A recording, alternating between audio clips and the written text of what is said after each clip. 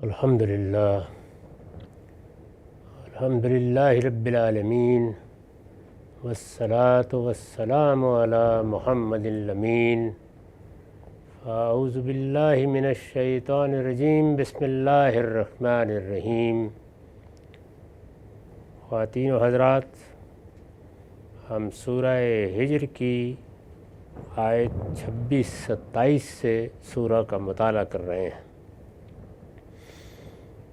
اس سے پیچھے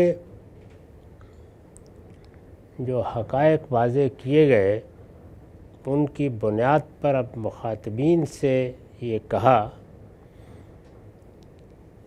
کہ انہیں اپنے رویوں کا جائزہ لینا چاہیے۔ یہ محسوس نہیں کر رہے کہ یہ ابلیس کے فریب میں آ گئے۔ انہیں وہ تاریخ یاد دلاؤ جب اس دنیا کی ابتدا ہوئی تھی۔ فرمایا کہ ہم نے انسان کو سڑے ہوئے گارے کی کھنکھناتی مٹی سے بنایا تھا، اور اس سے پہلے جنوں کو لو کی لپٹ سے پیدا کیا تھا۔ میں نے عرض کیا کہ یہ تمہید ہے، آگے جو بات بیان کرنی ہے اس کے لیے یہاں سے تمہید اٹھائی ہے، تاکہ یہ واضح ہو جائے کہ جو معاملہ آگے استدلال کے طور پر پیش کیا جا رہا ہے وہ کب واقع ہوا تھا۔ چنانچہ ارشاد ہوا وَإِذْ قَالَ رَبُّكَ لِلْمَلَائِكَةِ إِنِّي خَالِقٌ بَشَرًا مِّن صَلْصَالٍ مِّنْ حَمَإٍ مَّسْنُونٍ، اور یاد دلاؤ جب تمہارے پروردگار نے فرشتوں سے کہا تھا کہ میں سڑے ہوئے گارے کی کھنکھناتی مٹی سے ایک بشر پیدا کر رہا ہوں، یعنی اپنے اس ارادے کا اظہار فرمایا تھا کہ جس طرح میں نے جنوں کو اس سے پہلے لو کی لپٹ سے پیدا کیا ہے، اسی طرح فرشتے ایک بہت برتر مادے سے وجود پذیر ہوئے ہیں۔ اب میں نے فیصلہ کیا ہے کہ سڑے ہوئے گارے کی کھنکھناتی مٹی سے میں ایک بشر پیدا کر دوں گا۔ اس ارادے کا اظہار فرمایا، اور اس کے بعد یہ مزید وضاحت کی کہ وَإِذَا سَوَّيْتُهُ وَنَفَخْتُ فِيهِ مِن رُّوحِي فَقَعُوا لَهُ سَاجِدِينَ، جب میں اس کو ہر لحاظ سے درست کر لوں۔ فَإِذَا سَوَّيْتُهُ قرآن مجید میں دوسری جگہ واضح کیا گیا ہے کہ ابتدائی تخلیق صرف قالب کی ہوئی، یعنی انسان کا قالب بن گیا، اور انسان کا قالب کیا ہے؟ ایک حیوانی وجود، یعنی وہ اپنے قالب کے لحاظ سے اسی طرح ایک حیوان ہے جس طرح اس دنیا میں بہت سے حیوانات ہیں، وہ بن گیا۔ پھر اس کے بعد وہ تسویے کے مراحل سے گزرا، فَإِذَا سَوَّيْتُهُ، اور تسویے کے یہ مراحل اس کے بعد گزرے جب کہ اللہ تعالیٰ نے جو کچھ بنایا تھا اس میں اپنی نسل خود پیدا کرنے کی صلاحیت بھی رکھ دی، یعنی اب گویا اپنی نسل خود پیدا کرنے کے لیے جو عمل ہوتا ہے وہ شروع ہو گیا، اس سے نسل در نسل بہتری پیدا ہوتی چلی گئی۔ سویتہ یعنی تسویہ ہوتا چلا گیا، ہر چیز بالکل درست ہوتی چلی گئی، یہاں تک کہ قالب مختلف مراحل سے گزرنے کے بعد بالکل آخری صورت اختیار کر گیا۔ جب وہ کر گیا تو فرمایا کہ جب میں اس کو ہر لحاظ سے درست کر لوں وَنَفَخْتُ فِيهِ مِن رُّوحِي، اور اس کے بعد اس میں اپنی روح پھونک دوں، یعنی پھر میں اس کو وہ چیز دوں گا جس سے ایک حیوان ایک بالکل ہی مختلف مخلوق بن جائے گا۔ اس پر میں نے لکھا ہے کہ یہ امور متشابہات میں سے ہے، یعنی یہ بات کہ ایک روح پھونکی گئی، روح عربی زبان میں پھونکی کو کہتے ہیں، یعنی جب پھونک بہت لطیف ہو جائے تو اس کو روح کے لفظ سے تعبیر کیا جاتا ہے۔ یہ وہ لفظ نہیں ہے جو ہمارے ہاں سول کے ترجمے کے طور پر استعمال ہوتا ہے، یعنی نفخ پھونکنا ہے، اور جو چیز پھونکی گئی ہے وہ ایک پھونک ہے، میں نے اس میں اپنی پھونک دی اور اس میں اپنی روح پھونک دوں۔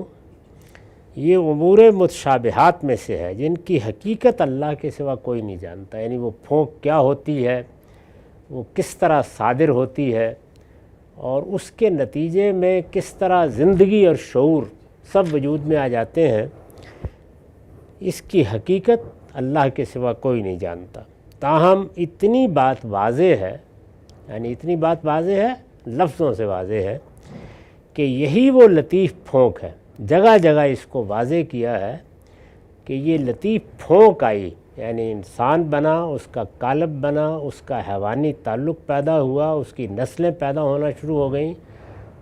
اس سارے عمل میں اس کا تسویہ بھی ہو گیا، وہ ہر لحاظ سے درست ہو گیا، یعنی اس کے قالب کو جس لحاظ سے بالکل قاعدے میں لانا تھا وہ آ گیا، اس کو وہ صورت مل گئی جو اس کے خالق کے نزدیک اس کو ایک انسان کی حیثیت سے دینا پیش نظر تھا، تو اب اس میں روح پھونکی گئی۔ یہ وہ لطیف پھونک ہے جس سے انسان کے حیوانی وجود میں وہ چیز داخل ہوئی، یعنی اللہ تعالیٰ کہتے ہیں کہ میں کہتا ہوں کہ کن ہو جا، تو جو طریقہ مقرر کر دیتا ہوں میرے اس قول سے وہ چیز اسی طرح ہونے لگ جاتی ہے۔ لیکن وہ جب اس کا ذکر کرتے ہیں، یعنی انسانی شخصیت کا ذکر کرتے ہیں یا فرشتوں کی شخصیت کا ذکر کرتے ہیں، تو شخصیت کو اس طریقے سے بیان نہیں فرماتے، بلکہ یہ کہتے ہیں کہ یہ موقع ہے جس وقت ایک روح پھونکی جاتی ہے، میری طرف سے ایک پھونکی جاتی ہے، میری طرف سے، نفخت فیہ من روحی، اور یہ معاملہ میں براہ راست کرتا ہوں۔ تو یہ روح جب داخل ہوئی تو وہ چیز داخل ہو گئی جس کو انسان کہتے ہیں، یعنی قالب تو حیوانی تھا لیکن اب وہ شخصیت اس کے اندر آ گئی جس کو ہم انسان کہتے ہیں۔ ماں کے پیٹ میں بھی یہ اسی مرحلے میں پھونکی جاتی ہے، یعنی جب انسان کے حیوانی وجود کا ہر لحاظ سے تسویہ ہو جاتا ہے۔ تسویہ جو قرآن نے لفظ استعمال کیا ہے، جیسے ہم کسی چیز کو گھڑتے ہیں، اگر آپ نے دیکھا ہو کہ جب چاک پر کمہار برتن بناتا ہے تو وہ گھڑتا ہے اور پھر آہستہ آہستہ وہ بالکل آخری صورت اس کو دے دیتا ہے، فنیشنگ ٹچز، یہ چیز بھی جب آ جاتی ہے تو گویا تسویہ ہو جاتا ہے۔ ماں کے پیٹ میں بھی یہ اسی مرحلے میں پھونکی جاتی ہے، یعنی پہلے حیوانی قالب بنتا ہے، وہ زندہ ہوتا ہے، حیات آ جاتی ہے اس میں، جیسے تمام حیوانات میں حیات ہے، لیکن انسان کی شخصیت اور شعور یہ ایک خاص مرحلے پر آتا ہے، اور ماں کے پیٹ میں بھی اسی طریقے سے ایک پھونکی جاتی ہے اور پھر وہ شخصیت اس حیوانی وجود میں منتقل ہو جاتی ہے۔ اس کو رسول اللہ صلی اللہ علیہ وسلم نے حدیث میں کم و بیش متعین کر دیا ہے کہ یہ 120 دن کے بعد ہوتا ہے، یعنی جب 120 دن ایک نطفے کی تشکیل کے مختلف مراحل پر گزر جاتے ہیں اور اس کا حیوانی وجود ماں کے پیٹ میں مکمل ہو جاتا ہے تو پھر یہ پھونکی جاتی ہے۔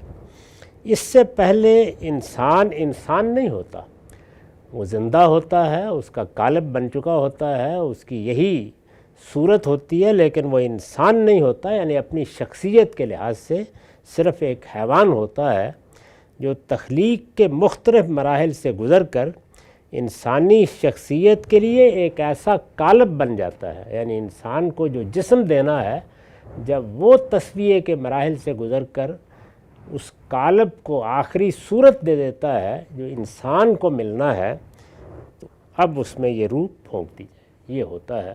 تو اس کو یہاں قرآن نے بیان کیا ہے کہ فرشتوں سے ہم نے کہا کہ میں سڑے ہوئے گارے کی کھنکھناتی مٹی سے ابتدا کروں گا، میں قالب بناؤں گا، میں اس قالب کا تسویہ کروں گا، یعنی اس کو ہر لحاظ سے درست کروں گا، اس کے بعد میں اس میں روح پھونکوں گا۔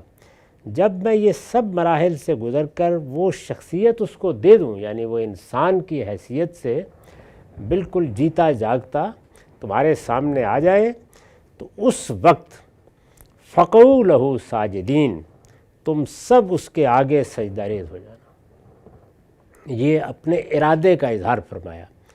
اس سے یہ معلوم ہوتا ہے کہ جب ابھی ارادہ کیا جا رہا تھا انسان کے بننے کا، اس وقت ہی یہ بتا دیا گیا تھا کہ جو غور کرنا ہے کر لو، وہ وقت جب آئے گا تو تم سب کو سجدہ ریز ہونا ہوگا اس کے سامنے۔ فرشتوں کو اور جنات بھی اس وقت موجود تھے، یہ حکم پہنچا دیا گیا اور یہ بتا دیا گیا کہ اس طریقے سے تم اپنے سر جھکا دو گے۔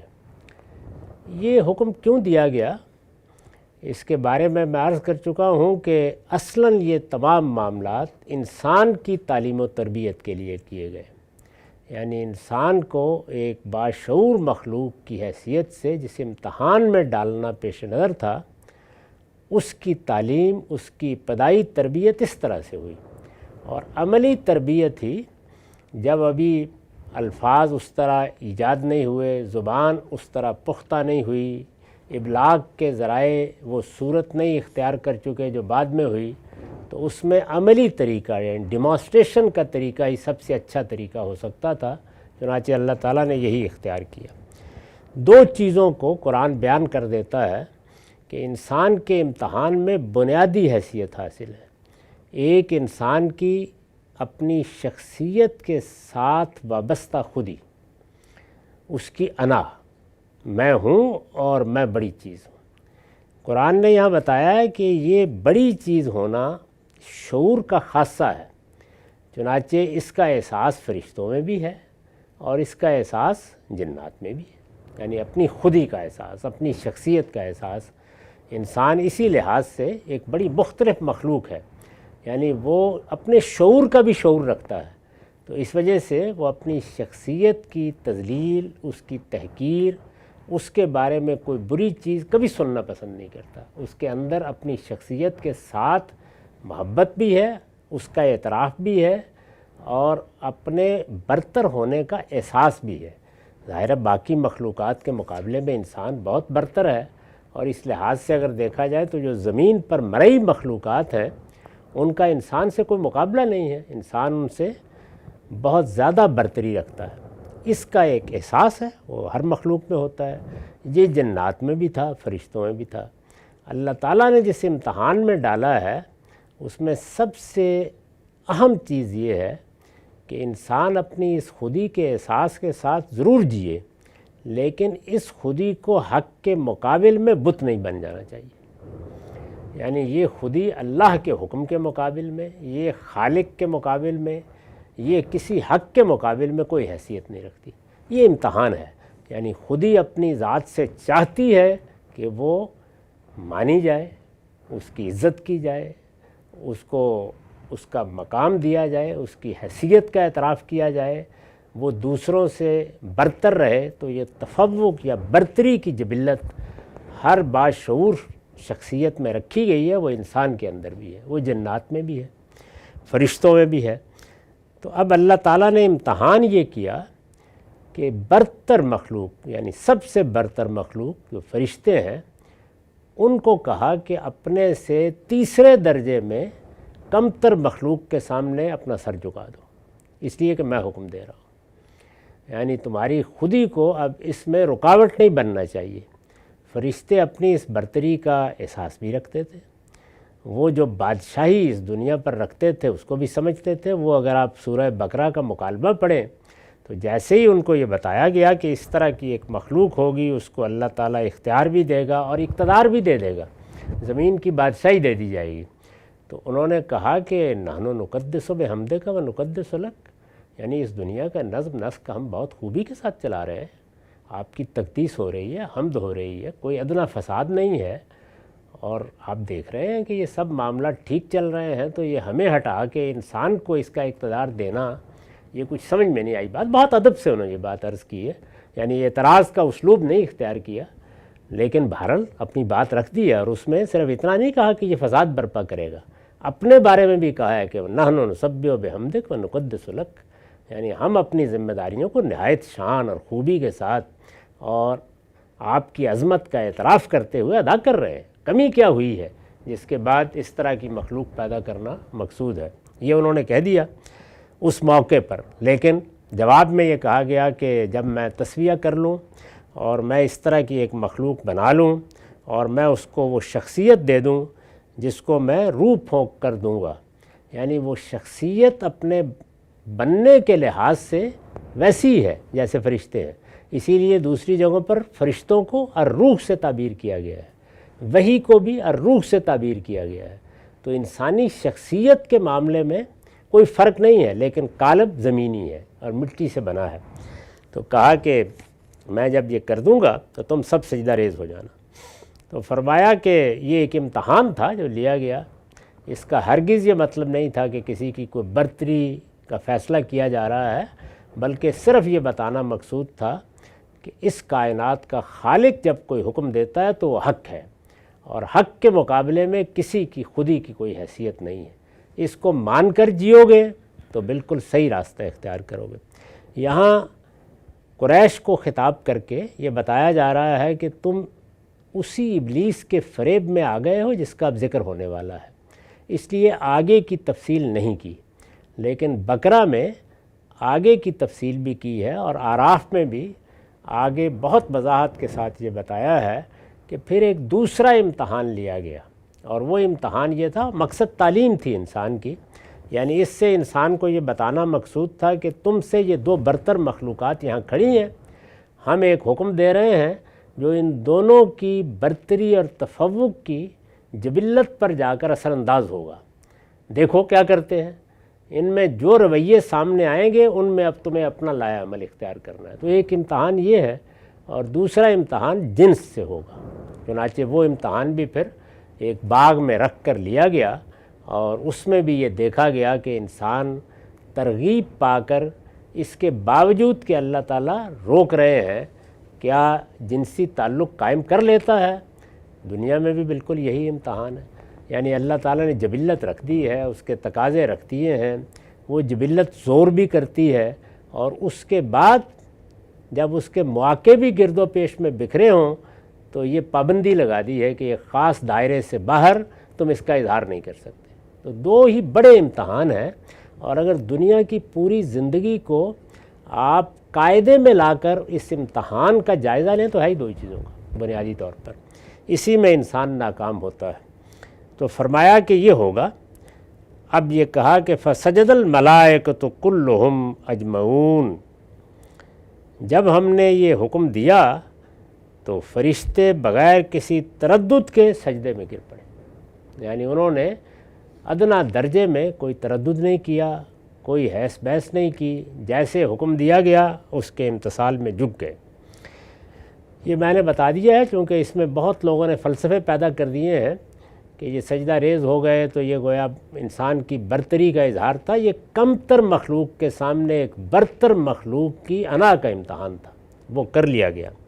تو میں نے لکھا ہے کہ یہ حکم امتحان کے لیے دیا گیا، اس سے مقصود یہ تھا کہ آدم پر واضح ہو جائے، یعنی تعلیم مقصود تھی۔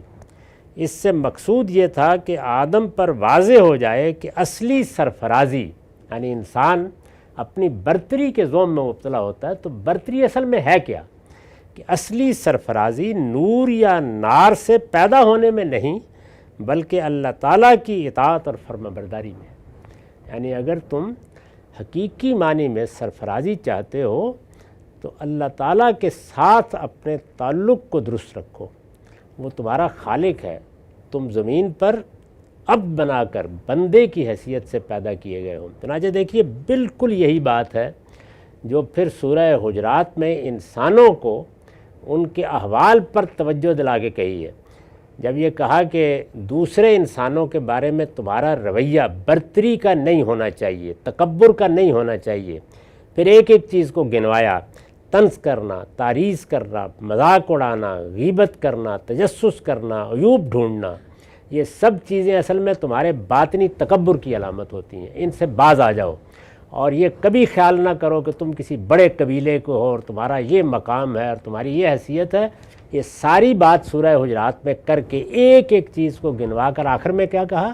ان اکرمکم عند اللہ اتقاکم، تم میں برتر وہ ہے جو زیادہ اللہ سے ڈرنے والا ہے. تو وہاں پر بھی بالکل اسی چیز کو واضح کیا ہے انسان کے معاملے میں. اللہ کی اطاعت اور فرما برداری، سادہ لفظوں میں کہیے تو حق کے سامنے آدمی سرنگوں ہو جائے. حق اللہ کا حکم ہے، حق میرا اخلاقی وجود ہے جو اندر سے میرے ضمیر سے میری رہنمائی کرتا ہے. حق دوسروں کی طرف سے سامنے آتا ہے.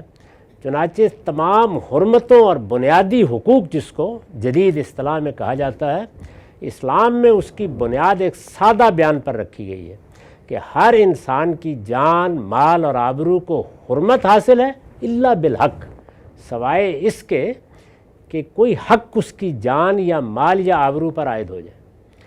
اب حق کب عائد ہوگا؟ جب وہ کسی کا حق تلف کر دے گا، جب وہ کسی کی جان کے خلاف کوئی اقدام کرے گا، جب وہ کسی کے مال یا آبرو کے خلاف کوئی اقدام کرے گا. تو جیسے ہی وہ یہ کرے گا تو حق تلف ہو جائے گا، اور جب حق تلف ہو جاتا ہے تو پھر اس کی جان، مال اور آبرو کو جو حرمت حاصل ہے وہ بھی ختم ہو جائے گی. تو اس کو ایک جملے میں قرآن مجید نے بھی بیان کر دیا، اللہ کے پیغمبر نے بھی بیان کر دیا. اور یہاں یہی بتایا گیا ہے کہ یہ در حقیقت تمہارے لیے زندگی کا لاہ عمل ہے، اس میں ہمیشہ محتاط رہو، امتحان یہاں سے ہونا ہے. فسجد الملائکۃ کلہم اجمعین، پھر ہوا یہ کہ تمام فرشتے سجدے میں گر پڑے الا ابلیس، اور جنات بھی، یعنی وہ ظاہر ہے انہی کے تابع ہیں. آگے استثناء سے بیان کر دیا کہ وہ بھی گر پڑے اور جنات بھی. اور جنات بھی ابلیس کے سوا، الا ابلیس یعنی جنات میں سے، جیسے کہ دوسری جگہ واضح کر دیا ہے، ایک شخصیت ابلیس کی تھی جس نے انکار کر دیا. اس نے کہا کہ میں سجدہ ریز نہیں ہوں گا. اس میں بھی چونکہ جنات کا پہلے ذکر نہیں ہوا اور الا ابلیس کے بعد یہ واضح ہے کہ جنات بھی شامل تھے، تو یہ کیا اسلوب ہے اس کو میں نے واضح کیا ہے. قرآن مجید کی زبان سے جو لوگ واقف ہیں وہ جانتے ہیں کہ ایسے موقعوں پر جو اومیشن ہوتی ہے اور ایک خاص طرح سے قرآن مجید حذف کر دیتا ہے، یہ ایک عام چیز ہے. ہماری زبان میں چونکہ یہ طریقہ نہیں رہا کہ قرینے کی بنیاد پر جملے کے بعد حصے حذف کر دیے جائیں، تو اس وجہ سے ہمیں تردد ہوتا ہے. اس اسلوب کی میں نے وضاحت کی ہے. آگے الا ابلیس کے الفاظ ہیں.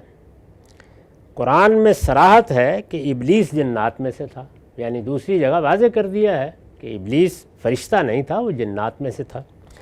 اس سے آپ واضح ہوا کہ جنات، اس سے آپ واضح ہوا، یعنی جب الا ابلیس کے الفاظ آ گئے تو یہ الفاظ اس کا قرینہ بن گئے. ان کی دلالت سے واضح ہو گیا کہ جنات چونکہ اپنی خلقت کے لحاظ سے فرشتوں سے زیادہ دور نہیں ہیں، یعنی نور اور ناری کا فرق ہے، قریب ہیں بہت، ایک دوسرے کو دیکھتے بھی ہیں، بات بھی کر لیتے ہیں.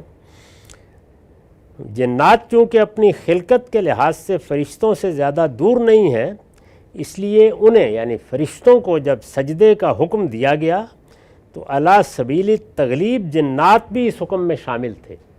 یہ بات چونکہ الا ابلیس کے استثناء سے واضح ہو جاتی ہے، اس لیے قرآن نے اسے الفاظ میں بیان نہیں کیا، اس کی ضرورت نہیں ہے. ایک تابع مخلوق کا ذکر ایسے ہی کر دیا گیا ہے. پھر ہوا یہ کہ تمام فرشتے سجدے میں گر پڑے اور جنات بھی ابلیس کے سوا. ابا ان یکون من الساجدین، اس نے سجدہ کرنے والوں کا ساتھ دینے سے انکار کر دیا، یعنی اس نے کہا کہ میں نہیں جھکوں گا. قال یا ابلیس ما لک الا تکون مع الساجدین، خدا نے پوچھا اے ابلیس تیرا کیا معاملہ ہے کہ تو سجدہ کرنے والوں میں شامل نہیں ہوا. یعنی جب اس نے انکار کر دیا، عملاً انکار کر دیا، سر نہیں جھکایا، جو کچھ کہا گیا تھا وہ نہیں کیا گیا، تو پوچھا گیا ابلیس تیرا کیا معاملہ ہے کہ تو سجدہ کرنے والوں میں شامل نہیں ہوا. قال لم اکن لاسجد لبشر خلقتہ من صلصال من حمیم مسنون، اس نے جواب دیا میں وہ نہیں ہوں کہ ایک ایسے بشر کو سجدہ کروں جسے تو نے سڑے ہوئے گارے کی کھنکھناتی مٹی سے پیدا کیا۔ یعنی وہی تفوق کی جبلت، وہی خودی، وہی انا باہر آ کر نمایاں ہو گئی۔ تو واضح کر دیا اس سے کہ اصل امتحان کیا تھا جس میں فرشتے کامیاب ہو گئے اور یہ ناکام ہوا۔ اب ظاہر ہے کہ اگر خلقت میں کوئی برتری ہوتی تو اللہ تعالیٰ یہاں اس کی نفی کر دیتے، نفی نہیں کی، بالکل صحیح ہے، تم فی الواقع ایسے ہی پیدا ہوئے ہو، ایک برتر عنصر سے تمہاری پیدائش ہوئی ہے۔ انسان کا معاملہ یہ نہیں ہے، اس میں کوئی شبہ نہیں کہ وہ سڑے ہوئے گارے کی کھنکھناتی مٹی کے پیٹ سے پیدا ہو کر نکلا ہے، یہ سب درست، لیکن یہ میرا حکم تھا، یہ حق تھا، تمہارا یہ کام نہیں تھا۔ تو اس نے یہ جواب دیا۔ اس پر میں نے لکھا ہے، انسان جب علم، دولت، حسن یا اقتدار، یعنی انسان کو جو دوسروں پر تفوق حاصل ہوتا ہے ظاہر میں، وہ انہی چار چیزوں سے حاصل ہوتا ہے۔ یا علم کی برتری ہوگی، علم کا تفوق ہوگا، اور یہ جگہ جگہ نظر آتا ہے، یعنی کسی کو کسی علم میں، کسی ہنر میں، کسی فن میں بڑی غیر معمولی برتری حاصل ہوتی ہے۔ بعض اوقات انسان علم کی، ہنر کی، فن کی سطح دیکھ کر حیران رہ جاتا ہے۔ ہمارے ہی اندر کا ایک شخص موسیقار ہوتا ہے، شاعر ہوتا ہے، ادیب ہوتا ہے، بڑا عالم ہوتا ہے، سائنسدان ہوتا ہے، مفکر یا فلسفی ہوتا ہے، سماجیات، عمرانیات کے مباحث کو کھولتا ہے، تو حیران کر دیتا ہے، ہوتا وہ ہماری طرح کا انسان ہے۔ تو یہ علم کی برتری کے مختلف پہلو ہیں جو ہم روزانہ دیکھتے ہیں اور اس کا اعتراف بھی اپنے ضمیر میں رکھتے ہیں۔ چنانچہ جہاں ہمیں یہ سعادت حاصل ہوتی ہے کہ ہم اپنی ضرورتوں کے لیے استفادہ کریں، تو وہاں علم کی بارگاہ میں حاضر بھی ہوتے ہیں۔ ایک طبیب بھی بڑا عالم ہوتا ہے تو ہم کوشش کرتے ہیں کہ ادب کے ساتھ حاضر ہوں، اپنے علاج معالجے کے لیے رجوع کریں۔ اسی طرح کا معاملہ سائنسدانوں کا ہے۔ جب کوئی بڑا حادثہ ہو جاتا ہے تو ان کی طرف رجوع کیا جاتا ہے کہ وہ دنیا کو سمجھتے ہیں، مادے کو سمجھتے ہیں، اس میں کار فرما قوانین کو سمجھتے ہیں، ان کا فن اور ان کا علم یہ ہے، وہ اس معاملے میں برتری رکھتے ہیں، تو حکومتیں بھی ان کی جانب رجوع کرتے ہیں کہ مسئلے کا حل بتاؤ۔ تو یہ چیز علم کی برتری کو سمجھنے میں معاون ہوگی۔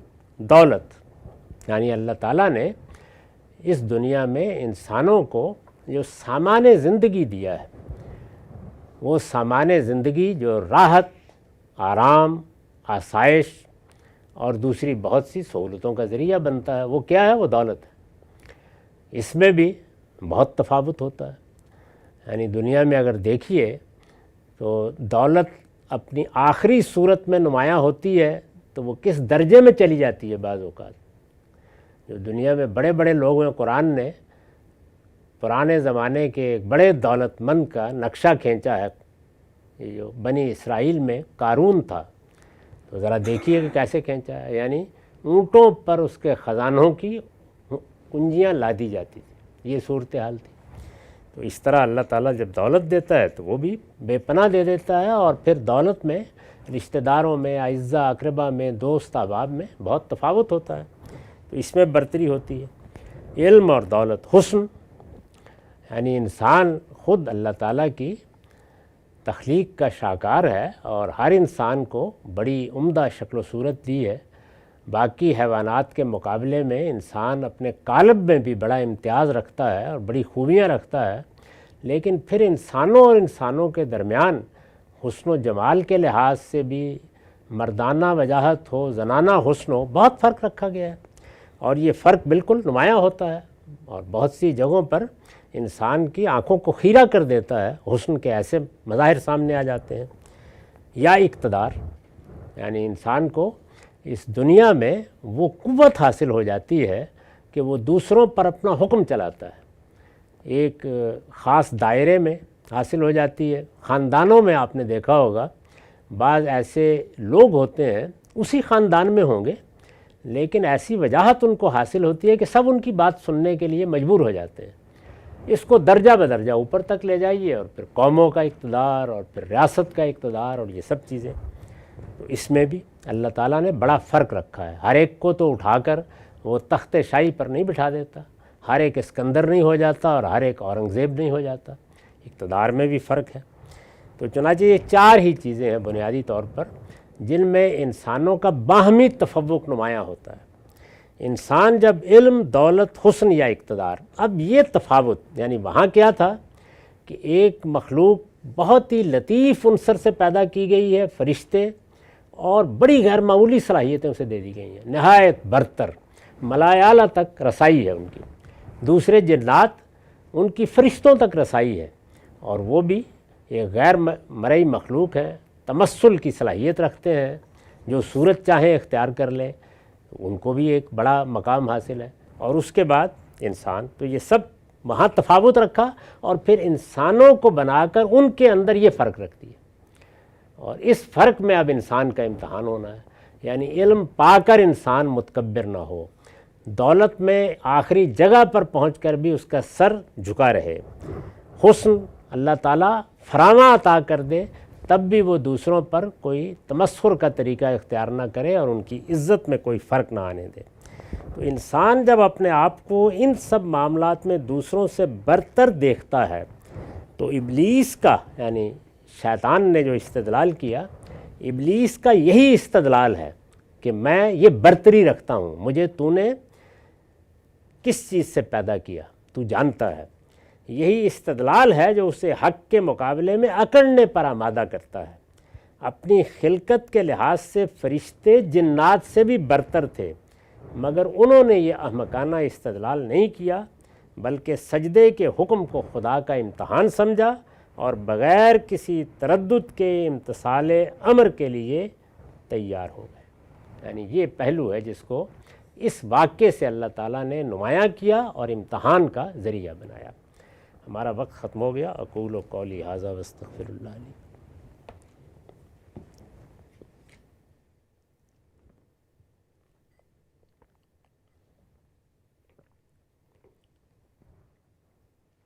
بسم اللہ الرحمن الرحیم. عن ابی ہریرہ عن رسول اللہ صلی اللہ علیہ وسلم قال من خبب خادما علی اہلہ فلیس منا ومن افسد امرأۃ علی زوجہا فلیس منا. یہ مسند اسحاق کی روایت ہے، رقم 134. ترجمہ ہے: ابو ہریرہ رضی اللہ عنہ سے مروی ہے کہ رسول اللہ صلی اللہ علیہ وسلم نے فرمایا، جس نے کسی خادم کو اس کے گھر والوں سے بگاڑ دیا وہ ہم میں سے نہیں ہے، اور جس نے کسی عورت کو اس کے شوہر سے بگاڑ دیا وہ ہم میں سے نہیں ہے.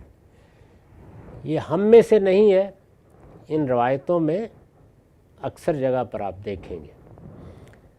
اسی طرح یہ اسلوب بھی دیکھیں گے کہ وہ مومن نہیں ہے، وہ ایمان نہیں رکھتا.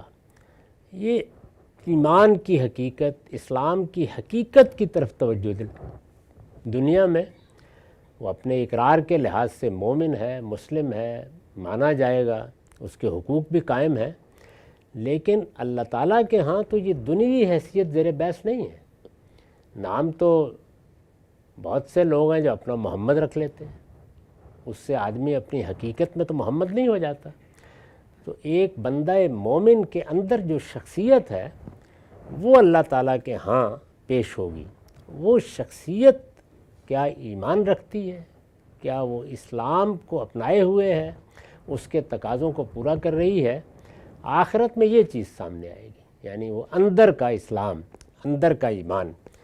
اللہ کا پیغمبر ان چیزوں کی نشاندہی کر رہا ہے. مختلف موقعوں پر ظاہر ہے یہ باتیں کی گئی ہیں، کسی خطبے میں کی گئی ہوں گی، کسی شخص سے بات کرتے ہوئے کی گئی ہوں گی، لوگوں نے سنی اور وہ بیان کر رہے ہیں جتنی کچھ ان کو یاد رہ گئی ہے.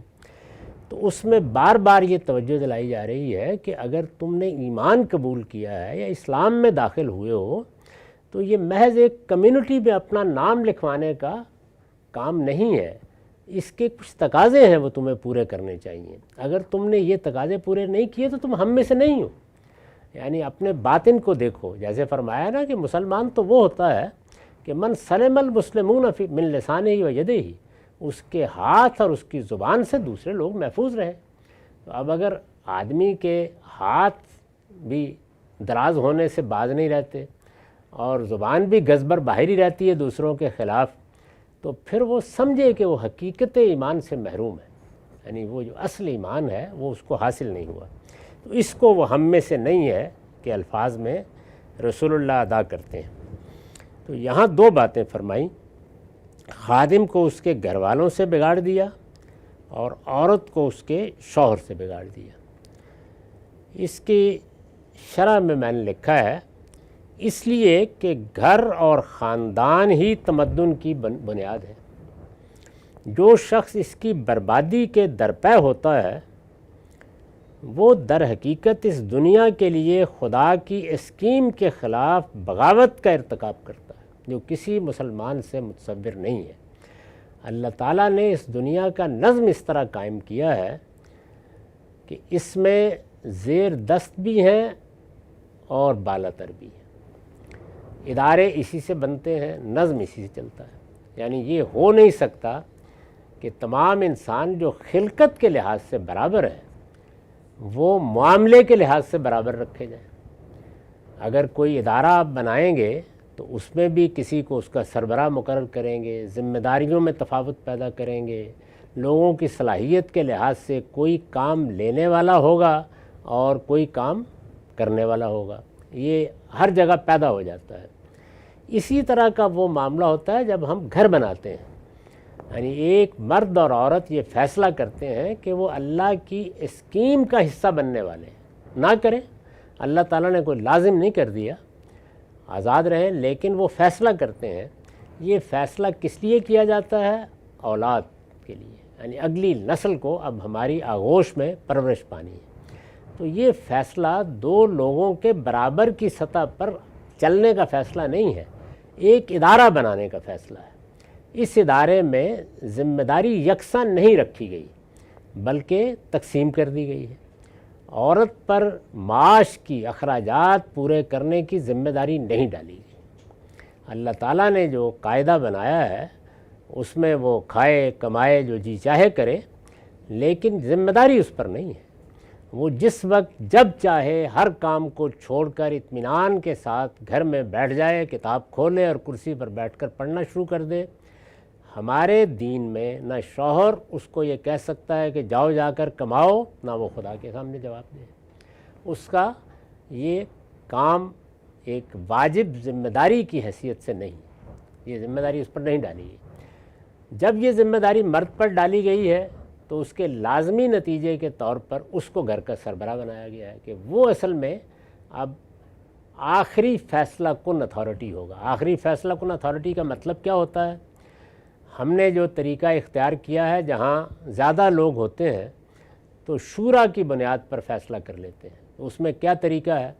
حق اور باطل کا فیصلہ تو نہیں ہوتا، بعض اوقات اقلیت حق پر ہوتی ہے لیکن اکثریت کا فیصلہ نافذ ہو جاتا ہے، قانون بن جاتا ہے، ہم میں سے ہر شخص اس کو مانتا ہے۔ یہ کیا چیز ہے؟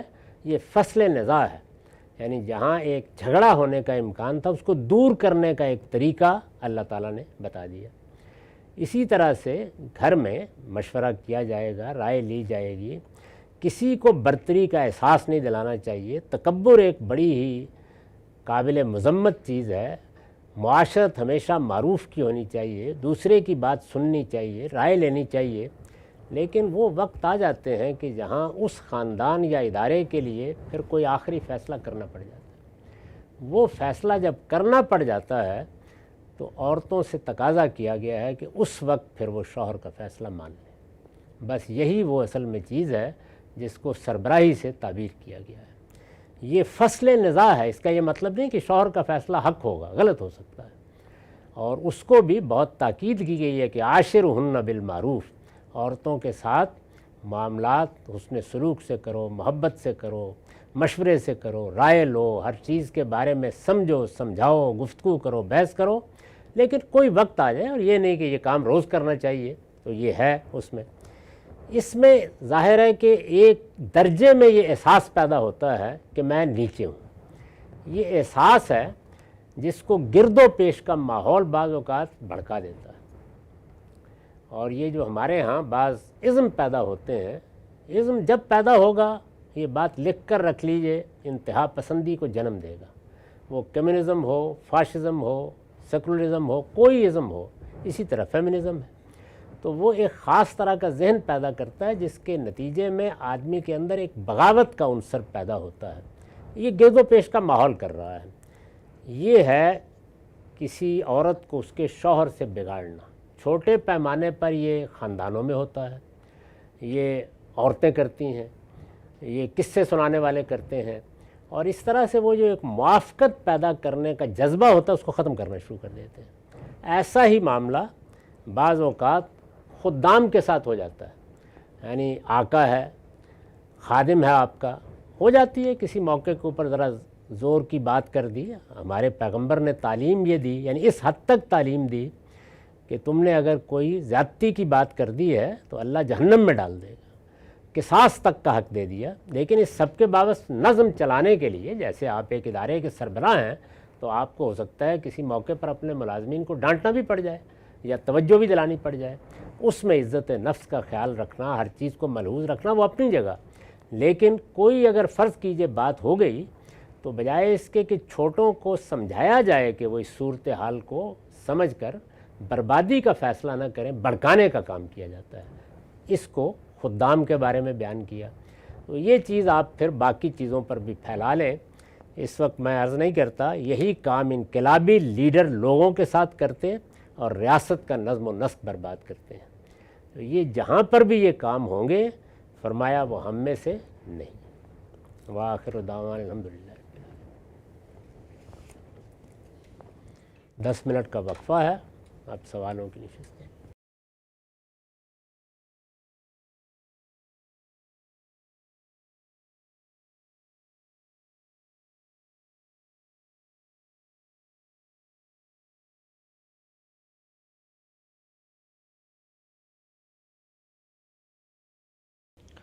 بسم اللہ الرحمن الرحیم۔ السلام علیکم۔ غامدی صاحب کے ساتھ ہفتہ وار سوال و جواب کے سلسلے کو لے کر پھر حاضر خدمت ہیں۔ آغاز کرتے ہیں آپ سے، بہت شکریہ آپ کے وقت کا۔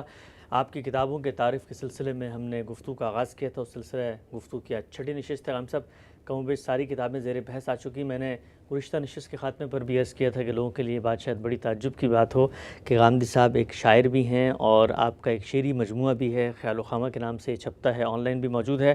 غام صاحب یہ بتائیے گا کہ عام طور پر خیال تو یہ ہوتا ہے کہ جی جس طرح کی آپ گفتگو کرتے ہیں ایک سنجیدہ فکری علمی دینی موضوعات کے اوپر، سمجھ میں نہیں آتا کہ جی شعری رمق بھی آپ کے ہاں موجود تھی اور پورا باقاعدہ ایک مجموعہ جو شعر ہے وہ بھی آپ نے مرتب کیا۔ کب سے شعر کہہ رہے ہیں، یہ سلسلہ کب شروع ہوا اور اس کا مقصد کیا ہے؟ یعنی شعر کو بھی آپ نے کوئی ذریعہ بنایا ہے اپنے خیالات کے ابلاغ کا، اور اس کتاب کے جو مضامین ہیں، غزلیں ہیں اس کے اندر یا نظمیں ہیں، وہ کس پس منظر میں ہیں؟ یہ بات سمجھ لینی چاہیے کہ انسان صرف عقل نہیں ہے، وہ اس کے ساتھ احساس بھی ہے، اور یہ معاملہ میرے یا آپ ہی کے ساتھ نہیں، کسی نہ کسی درجے میں ہر انسان کے ساتھ ہے۔ وہ کوئی ہنر جانتا ہے، کاروبار کرتا ہے اور کوئی خدمت انجام دیتا ہے، مثال کے طور پر دہقان ہے، مزدور ہے، وہ بھی احساس کا ایک خاص درجہ ہے جس کو اپنے وجود کا حصہ سمجھتا ہے۔ اسی طرح کوئی عالم ہو، کوئی طالب علم ہو، کسی خاص فن کا ماہر ہو، یہ ہو سکتا ہے کہ اس کا اصل اشتغال اسی چیز سے رہے اور اس کی شخصیت کا وہی پہلو زیادہ تر سامنے بھی آئے، لیکن اپنے باطن میں احساس کی ایک شدت موجود ہوتی ہے۔ شدت احساس کو ایک جمالیاتی پیرہن اگر آپ دے دیں تو یہ شاعری ہے۔ چنانچہ اگر احساس کی شدت کسی موقع پر اظہار کا تقاضا کرے تو نثر میں بھی لوگ اظہار کرتے ہیں، گفتگو میں بھی کرتے ہیں، یا آپ کے ہاں جتنے فنون ہیں وہ سب اصل میں اسی کا اظہار ہے۔ ڈرامہ ہے، تمثیل ہے، افسانہ ہے، ناول ہے، سب کے سب انہی پہلوؤں کو نمایاں کرتے ہیں۔ اس میں ایک وسیلہ اظہار شاعری بھی ہے۔ میری بہت بچپن سے اس سے مناسبت تھی، بلکہ ایک زمانے تک تو یہ خیال نہیں تھا کہ میں نثر کی طرف متوجہ ہوں گا۔ تدریجی عمل ہے جس سے بتدریج علم سے یا علمی مباحث سے، اور علمی مباحث میں بھی فلسفے اور تصوف سے ہوتے ہوتے بالآخر مذہب سے دلچسپی پیدا ہو گئی، اور پھر تصنیفات تالیفات کا ایک دور شروع ہوا۔ لیکن یہ چیز کبھی منفک نہیں ہو سکی۔ میں نے جب قرآن مجید کی تفسیر بالکل یکسو ہو کر لکھنا شروع کی ہے، میزان کو پائے تکمیل تک پہنچانے کے بعد، اس وقت شاعری چھوڑ دی، ورنہ اس سے پہلے تک میری پوری زندگی میں جب کبھی احساس کی شدت تقاضا کرتی تھی تو کچھ نہ کچھ کہنے کا داعیہ پیدا ہو جاتا تھا۔ وہ چیز تو نہیں رہی کہ یہی اب میری شناخت ہے، وہ آہستہ آہستہ ختم ہوتی چلی گئی، لیکن ایک دائرے میں یا ایک حصہ زندگی میں اس کے اظہار کو لوگ دیکھتے بھی رہے۔ چنانچہ ہمارا جو جریدہ شائع ہوتا ہے اشراق کے نام سے، اس میں بھی بعض چیزیں چھپتی رہیں۔ بہت کچھ میں نے انتخاب کرتے وقت ویسے ہی ضائع کر دیا، لیکن ایک بہت مختصر سا انتخاب خیال و خامہ کے نام سے شائع ہو چکا ہے۔ اس میں بھی اصل چیز یہی ہوتی ہے کہ فکر ہو، علم ہو، وہ کسی دائرے میں یا کسی درجے میں جا کر احساس میں بدل جاتا ہے۔ یعنی آپ جب نثر میں کوئی چیز بیان کرتے ہیں تو وہ علمی عقلی مقدمات کے ساتھ بیان ہوتی ہے، اس میں ایک منطقی ترتیب ہوگی، اس میں عقلی استدلال ہوگا، لیکن وہی چیز احساس میں تبدیل ہو جاتی ہے۔ احساس میں جب شدت پیدا ہوتی ہے تو وہ اظہار کا تقاضا کرتا ہے۔ اب اظہار کے لیے اللہ تعالیٰ نے جو پیرہن انسان کو بنانے کی صلاحیت دی ہے، ان میں نے عرض کیا کہ شاعری بھی ایک بڑا غیر معمولی پیرہن ہے، اس کے اپنے رنگ ہیں، اور اس میں کوئی شبہ نہیں ہے کہ وہ جو کہا ہے نا کہ رنگ پیرہن کا خوشبو زلف لہرانے کا نام، موسم گل ہے تمہارے بام پر آنے کا نام، تو خیالات و افکار بھی اسی طرح بام پر آتے ہیں اور اسی طرح اپنے پیرہن تبدیل کرتے چلے جاتے ہیں۔ تو اس کو بس آپ یہ سمجھ لیں کہ بہت سے لوگوں کو بعض بیماریاں لاحق ہوتی ہیں، یہ مجھے بھی کچھ لاحق رہی۔ واہ، اچھا آپ صاحب یہ بتائیے گا، آپ نے کافی ذکر ہم نے آپ کی زبان سے سنا علامہ محمد اقبال کا کہ بھئی وہ انہوں نے جو ایک تجدید فکر اسلامی کی ایک بنیاد رکھی ہے، اور اس کے اندر انہوں نے بتایا ہے کہ ریکنسٹرکشن ہونی چاہیے، ان سے آپ متاثر بھی ہیں، انہی کی میزان میں بھی آپ نے ذکر کیا تھا کتاب لکھنے کی جو مہمز بنی، تو وہ بھی شاعر تھے اور ان کے ہاں بھی یہ دوسرا پہلو بھی پایا جاتا تھا۔ میں پوچھنا چاہتا ہوں کہ آپ کے ہاں جو وہ سورس آف انسپریشن ہے، کیا وہ اقبال سے کسی حد تک پیدا ہوئی کہ وہ کام بھی کر رہے ہیں اور یہ کام بھی ساتھ ساتھ کیا جا سکتا ہے، اور یہ کام اصل میں احساس پیدا کرتا ہے اور وہ اسی احساس کو فکر میں ڈھال دیتا ہے، تو اقبال کیا یہ پوری سرگرمی میں کہیں پہ پیش نظر تھا؟ میں نے اس سے پہلے بھی عرض کیا تھا، بلکہ شاید انہی گفتگوؤں کی ابتدا میں عرض کیا تھا کہ میرے والد ایک صوفی شیخ تھے، اور مجھے سب سے پہلے جو چیزیں پڑھنے کا موقع ملا وہ صوفیہ کی شاعری تھی۔ یعنی اس میں بھی کیا ہے، اس شاعری کی نوعیت وہ نہیں ہے جو گل و بلبل کی داستان کی ہوتی ہے، لیکن اسلوب وہی اختیار کیے گئے ہیں۔ ہر چند ہو مشاہدہ حق کی گفتگو، بنتی نہیں ہے بادہ و ساغر کہے بغیر۔ وہ بھی بادہ و ساغر کہے بغیر تو گفتگو نہیں کرتے، بڑی اعلیٰ شاعری کی ہے ہمارے ہاں کے صوفیہ نے۔ تو ابتداً تو ان سے ایک تعلق خاطر پیدا ہوا۔ پھر شاید یہ بات بھی میں نے کسی موقع پر کہی ہے کہ فلسفے اور تصوف کے پس منظر نے ایک خاص طرح کا ذہن پیدا کر دیا تھا جو اب تشکیک کی طرف بڑھ رہا تھا۔ اس موقع پر میرا تعارف اپنے قریبی عہد کی جن شخصیات سے ہوا، یعنی اسکول کے زمانے میں، مدرسے کے زمانے میں، ان میں ابوالکلام تھے، اقبال تھے، اور پھر بعد میں سید ابوالعلا مودودی۔ تو اقبال نے اس زمانے میں بڑی حفاظت کی اور مجھے بہت محبت ان سے ہوئی، اور میں نے بہت ان کو پڑھا۔ ایک زمانہ وہ رہا ہے کہ کوئی آپ ایک لفظ بول دیں تو میں اقبال کے ہر شعر کو آپ کو سنا دوں گا۔ اچھا، یعنی اتنا پڑھا میں پورا یاد تھا۔ تو ظاہر ہے کہ اس کا اثر بھی غیر محسوس طریقے سے میرے اپنے اسلوب پر بھی ہوا ہے۔ جی، اچھا ہم سب جو مضامین ہیں آپ کی شاعری کے، کیا وہ جو مضامین ہم آپ کی گفتگو سے سنتے ہیں جس میں آپ دین کے احکامات کی حقیقت بیان کر رہے ہیں، یا مثال کے طور پہ ایک پورا کا پورا کاؤنٹر نیریٹو دے رہے ہیں، ایک پوری تعبیر آپ نے دین کی پیش کی، تو شاعری کا جو کانٹینٹ ہے، مضامین ہیں، وہ کسی خاص موضوع تک محدود ہیں، یا جس طریقے سے شاعر مختلف مضامین پہ بات کرتے ہیں اس پر بات ہو رہی ہے، یعنی کوئی تھیمیٹک شاعری ہے یا محض شاعری کی آپ؟ نہیں، ایسا نہیں ہے کہ کوئی باقاعدہ منصوبہ بنا کے کسی خاص فکر کو پیش کرنا ہے.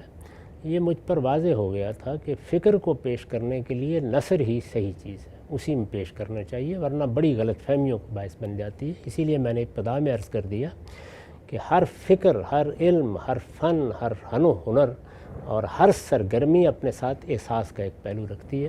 تو میں نے فکر کے پہلو سے بھی اگر کوئی بات کی ہے تو اپنے اس احساس کو بیان کیا ہے. یعنی جب تک وہ احساس نہ بن جائے اور احساس شدت اختیار نہ کر لے اور وہ ایک جمالیاتی پیرہن نہ پہن لے، اس وقت تک آپ اس کو شاعری کی طرف نہیں موڑ سکتے.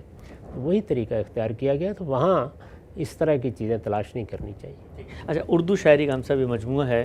میرے علم کی حد تک آپ نے کسی زمانے میں انگریزی کے اندر بھی کچھ شاعری فرمائی تھی، تو پھر اس کو ترک کر دیا گیا؟ شروع میں انگریزی زبان میں کچھ ہوئی، کچھ عربی میں کچھ ہوئی، یا پھر اردو ہی کو آگے جاری رکھا گیا؟ ایسا ہی ہے. یعنی وہ اصل میں یہ ہے کہ چونکہ میرا زیادہ رجحان اس جانب ہوتا چلا گیا کہ اب فکر کی چیزوں کی طرف اور علم کی چیزوں کی طرف توجہ کرنی ہے، تو یہ چیزیں چھوٹتی گئیں. ورنہ فارسی میں بھی، پنجابی میں بھی، عربی میں بھی، انگریزی میں بھی، سب میں کچھ نہ کچھ منہ مارنے کی کوشش کی گئی تھی. ٹھیک ہے، آپ سے نقطہ آپ نے واضح کیا. اچھا، ایک اور پہلو بتائیے گا. ہم سب ظاہری بات ہے، آپ نے فرمایا شاعری آپ کے شدت احساس کے اظہار ہی کا نام ہے. ہم یہ دیکھتے ہیں کہ آج کل بالعموم جو مذہبی طبقہ ہے وہ یہ جو حصے لطیف ہیں، یہ فنون لطیفہ ہیں، فائن آرٹس ہیں، ان سے بہت زیادہ ان کو شغف نہیں ہوتا. آپ کی پوری فکر کی جو بنیاد ہے، یہ بنیادی اپسٹمالوجی، وہ بھی زبان ہی سے پھوٹتی ہے. تو آپ کو لگتا ہے کہ خود آپ کی فکر کو سمجھنے کے لیے زبان کا اچھا ذوق پیدا کرنا چاہیے، اور زبان کے اچھے ذوق کے لیے ظاہری بات ہے خود آپ ایک ذہنی سفر سے گزرے ہیں، تو شاعری بھی کسی نہ کسی درجے میں پیش نظر رہنی چاہیے؟ لازماً پیش نظر رہنی چاہیے، اس لیے کہ قرآن مجید ادب کا ایک بے مثال نمونہ ہے. قرآن مجید کا علم اگر آپ کو حاصل کرنا ہے اور آپ کا زبان کا اچھا ذوق نہیں ہے، آپ ادب کے اسالیب کو نہیں سمجھتے، آپ کا ادب کے ساتھ کوئی ذہنی تعلق نہیں ہے، تو قرآن مجید پر رحم کرنا چاہیے. یعنی وہ ایک ادب پارہ ہے، وہ اس طرح کی کتاب نہیں ہے کہ جیسے کہ آپ کی سائنس کی کتاب ہوتی ہے یا آپ کی تاریخ کی کتاب ہوتی ہے، یا ہم علمی اور فکری چیزوں کو بیان کرنے کے لیے جو اسلوب اختیار کرتے ہیں. اسی لیے میں نے ایک پورا باب لکھا ہے میزان میں کہ قرآن کا اسلوب کیا ہے. تو اس میں تو کوئی شک نہیں ہے کہ وہ ایک خطابت کا اسلوب ہے، لیکن اس کو آپ شاعری نہیں کہہ سکتے، اس کو آپ نثر نہیں کہہ سکتے. وہ ان چیزوں سے بڑی بالا تر چیز ہے، تاہم ادب پارہ ہے اور بے مثال ادب پارہ ہے. اور سارا الہامی لٹریچر آپ بائبل میں دیکھیں، آپ انجیل کو دیکھیں، زبور کو دیکھیں، بہت بے مثال. انجیل تو اس وقت ترجموں کی صورت میں بھی آپ کو پکڑ کے بیٹھ جاتی ہے. جو ندرت، جو حسن، جو جمال، جو بات کہنے کا انداز، جو تمثیل کی خوبی اس میں ہے، بڑی بے مثال ہے. تو قرآن ان ساری خوبیوں کا مجموعہ ہے. اس وجہ سے زبان کا بہت اچھا ذوق ہونا چاہیے. اور ہمارے ہاں ایسا نہیں ہے، بہت بڑے علماء کا تعلق رہا. امام فرائی شاعر تھے، آپ کو معلوم ہے کہ ان کے فارسی قصائد بھی ہیں، عربی بھی ہیں. شبلی شاعر ہیں، ان کی شاعری تو فارسی کی شاعری اگر آپ پڑھیں تو معلوم ہوتا ہے کہ حافظ و خیام کو پڑھ رہے ہیں. تو اس لیے ایسا نہیں، سب لوگ کرتے رہے. ہم سب نقطہ واضح ہوا. غام صاحب کی جو کتاب ہے خیال و خامہ، یہ آن لائن بھی اویلیبل ہے، آپ اس کو پڑھ بھی سکتے ہیں. اور ہمارے بے حد اصرار پہ آج کل ہم غامدی صاحب سے اس کو ریکارڈ بھی کروا رہے ہیں ان کی اپنی آواز میں، اور انشاءاللہ وقت آئے گا کبھی وہ آمادہ ہوئے تو جو اس کے اشعار کے معنی ہیں وہ بھی ان سے ہم سمجھیں گے. اچھا غام صاحب، یہ تو پائے تکمیل تک پہنچا. جتنی آپ کی کتب اب تک سامنے آ چکی ہیں ان کے بارے میں ہم نے آپ سے استفادہ کیا کہ لکھنے کا مقصد کیا تھا، کیا کانٹینٹ زیر پیسے، آڈینس کون ہے. کچھ چیزیں اور ہیں جو کہ مستقبل کے پروجیکٹس کے بارے میں سامنے آتی ہیں، میں ان کے بارے میں بھی جاننا چاہتا ہوں. ایک حدیث کی کتاب ہے، سنا ہے وہ اس پر بھی کام جاری ہے، ہم اس میں معاون کی حیثیت سے آپ کے کام بھی کر رہے ہیں. اس کا کیا پس منظر ہے، وہ کب تک انشاءاللہ سامنے آئے گی، لوگوں کے ذہن میں ہے، اور اس کتاب کی آڈینس کون ہے؟ میں نے جب قرآن مجید کی تفسیر مکمل کی ہے تو پھر یہ خیال تھا کہ حدیث پر کام کیا جائے. حدیث زمانہ رسالت کی تاریخ ہے اور اس کی اس لحاظ سے بڑی اہمیت ہے کہ یہی حدیث ہے جس سے ہمیں معلوم ہوتا ہے کہ پیغمبر کی زندگی کیا تھی، سیرت کیا تھی، حالات کیا تھے، بعثت سے پہلے کیا تھا، بعثت کے بعد کیا تھا، کیا واقعات پیش آئے. جس دین کو رسالت مآب صلی اللہ علیہ وسلم نے قرآن و سنت کے ذریعے سے دیا ہے، اس پر عمل کا کیا نمونہ پیش کیا، اس میں کسی چیز کی وضاحت کی، توضیح کی، اس کی کیا نوعیت ہے. تو وہ ایک علم کا خزانہ ہے. چنانچہ پیش نظر یہی تھا کہ اب اس پر کام کرنا ہے. تو میں نے اس پورے ذخیرے کو 3 عنوانات کے تحت تقسیم کر دیا ہے: علم النبی، فقہ النبی اور سیرت النبی۔ اور پھر یہ خیال کر کے کہ اب عمر کا آخری حصہ ہے، معلوم نہیں پایا تکمیل تک یہ پہنچتا ہے یا نہیں پہنچتا، علم النبی سے ابتدا کر دی تھی، اس کا بڑا حصہ پایا تکمیل کو پہنچ گیا ہے، اور اب اس کی ایک مجلد اس وقت اشاعت کے لیے تیار ہو رہی ہے۔ امید ہے جلد سامنے آ جائے گی۔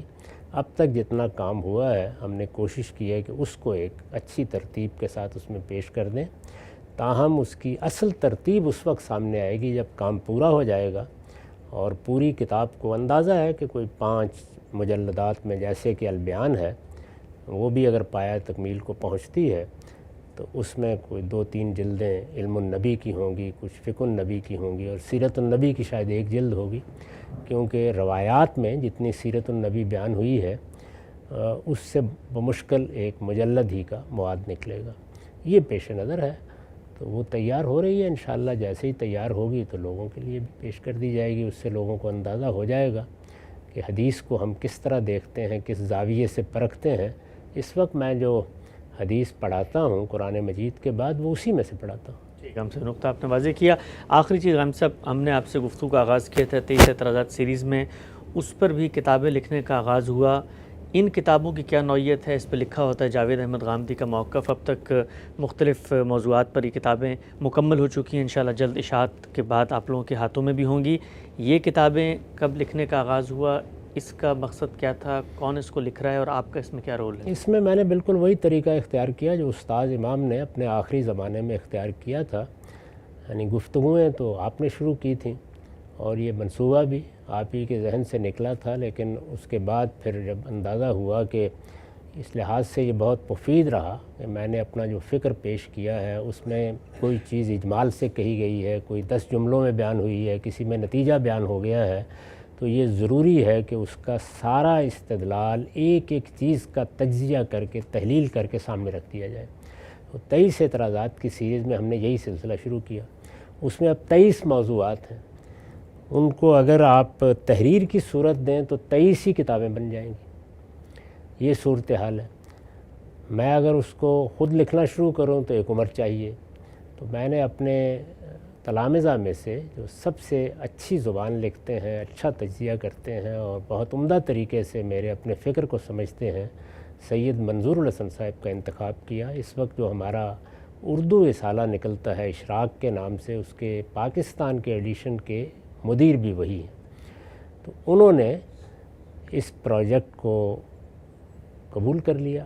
چنانچہ ان کو میں نے یہ کہا کہ آپ جو گفتگو ہم نے کی ہے اس کو بیان ہی نہیں لکھ دیں گے، یہ بھی نہیں کریں گے کہ جس طرح گفتگو ٹرانسکرائب کر کے اس کو تحریر کی صورت دی جاتی ہے وہ بھی نہیں کریں گے۔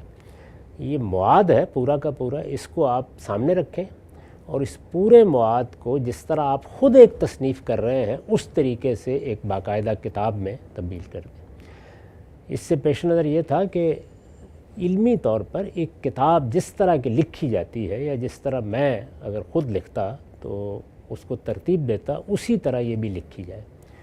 تو انہوں نے اس کی ابتدا کی اور الحمدللہ بہت ہی اچھے طریقے سے اس مقصد کو بھی سمجھا، جو میں نے تصور دیا تھا اس کو بھی سمجھا۔ ورنہ عام طور پر تو یہی ہوتا ہے کہ اگر ایک گفتگو کر دی گئی ہے یا کوئی تقریر ہے تو آپ اسے ٹرانسکرائب کر دیتے ہیں یا زیادہ سے زیادہ اس کو تحریر میں بدل دیتے ہیں۔ نہیں، انہوں نے اس پورے مواد کو سامنے رکھ کر اس کو گویا باقاعدہ کتابوں کی صورت میں تالیف کرنا شروع کر دیا ہے، اور اس میں 3-4 غالباً اس وقت تیار ہو گئی ہیں، باقی پر بھی وہ کام کر رہے ہیں۔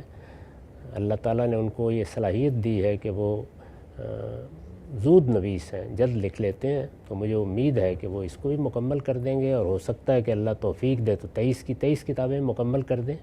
یہ میری نظر سے بھی گزر جاتی ہیں، جس طرح آدمی اپنی تصنیف کرتا ہے اس طرح تو نہیں دیکھ سکتا، لیکن فی الجملہ میں دیکھ لیتا ہوں کہ جو کچھ میں نے کہا تھا، جو مواد پیش کیا گیا تھا وہ صحیح طریقے سے سامنے آ گیا ہے۔ اس میں انہوں نے یہ سب باتیں اس کے دیباچے میں لکھ بھی دی ہیں کہ یہ کس طرح سے تصنیف کی جا رہی ہیں۔ یہ بتا دیا ہے کہ یہ 23 اعتراضات کی سیریز ہے، بتا دیا ہے کہ اس میں وہ میرے موقف کی وضاحت کر رہے ہیں، اور یہ بھی بتا دیا ہے کہ یہ کس طرح سے پیش کی جا رہی ہیں، ان میں کن چیزوں کا لحاظ رکھا گیا ہے۔ مجھے امید ہے کہ جو لوگ بھی اس سیریز کو سن رہے ہیں انہیں جب یہ اندازہ ہوگا کہ وہ اس کو پڑھ بھی سکتے ہیں تو وہ اس میں ان کتابوں میں اس کو بالکل ایک کتابی صورت میں جیسے کہ وہ باقاعدہ تصانیف ہوتی ہیں اسی طرح پڑھ لیں گے۔ ٹھیک ہے، نقطہ بھی آپ نے واضح فرمایا۔ یہ کتابیں مختلف موضوعات پہ تحریر کرنے کا سلسلہ جاری ہے، انشاءاللہ اشاعت کے بعد بھی لوگ بڑی تعداد میں ہم سے رابطہ کرتے ہیں، پوچھتے ہیں کہ سامنے کب آئیں گی، تو امید ہے انشاءاللہ چند ماہ کے اندر یہ آپ کے ہاتھوں میں بھی ہوں گی۔ غامدی صاحب سے ان کی کتب، ان کے تصنیفی سفر اور ان کے لٹریچر کے حوالے سے تعارفی گفتگو کا سلسلہ ہم نے کیا تھا۔ 6 نشستوں پر مشتمل یہ گفتگو کا سلسلہ ہے۔ یہ تمام کتب مارکیٹ میں اویلیبل بھی ہیں، آپ پڑھنا چاہیں پڑھ بھی سکتے ہیں، اور انشاءاللہ اگر کسی شخص کو یہ کتاب نہیں مل رہی تو وہ اداروں سے رابطہ بھی کر سکتا ہے، ان تک پہنچیں گے۔ وقت ہمارا یہاں پہ ختم ہوتا ہے، دوبارہ حاضر خدمت ہوں گے، اب تک آپ لوگوں کا بہت شکریہ۔